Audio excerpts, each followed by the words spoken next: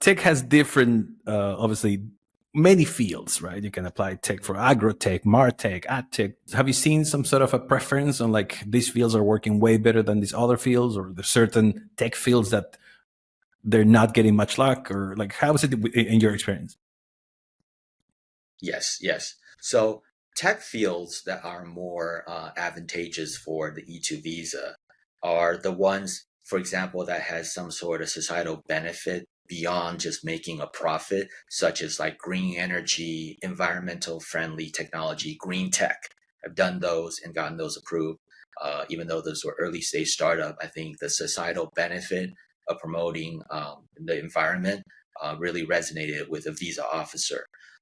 Also, tech businesses that has like more significant capital asset spending, like hardware acquisition, buying hardware, computer hardwares, significant software development costs, like a true startup where they're developing their own platform, their own app, their own software, and they have the software development cost that's done stateside.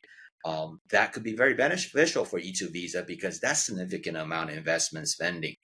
The types of tech businesses that can be more challenging are the ones that have very little startup expenditure, and the product and services are predominantly based on low cost foreign labor service. So that their primary competitive advantage is that they can do it cheaper because they're hiring software engineers from overseas.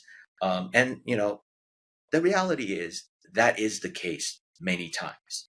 And we have to be mindful the visa officer is going to be concerned about that. That is your only advantage, but they don't want you to be primarily just hiring foreign labor. It's a catch-22 scenario. So we really have to strategize on the business model. How do we make this business competitive and viable and credible to the visa officer while still being able to use some foreign labor to be competitive in your space? That requires individual analysis.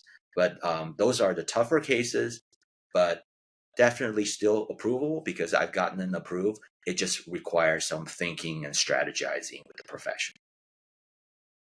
Creativity. I love how you put it that way. Like you That's right. require creativity to do certain things. Your to go tip for the people that is ready for an E2 visa, what will be the best tip you can give them right now?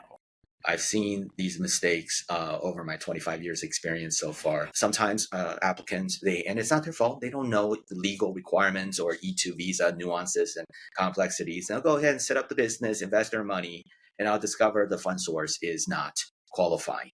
And the money's already spent.